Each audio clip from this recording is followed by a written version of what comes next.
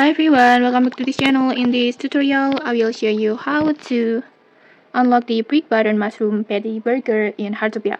So right now Htopia has a new event, Modular Street Festival event, and at this event you can cook many new special food. One of them this brick button mushroom patty burger. But to cook this food you need unlock the recipe first. And to unlock the recipe, it's very easy. First, just go to your stove or this brick serving card, and then next, just choose this mushroom patty burger recipe as the original recipe.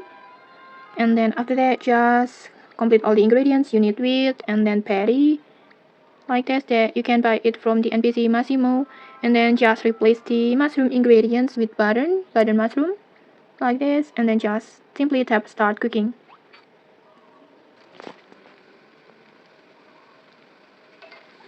Like this, and just like that you will automatically unlock this brick butter mushroom patty burger. Okay, that's it. If you found this helpful, don't forget to like, comment and subscribe for more tutorials. Thanks for watching and see you.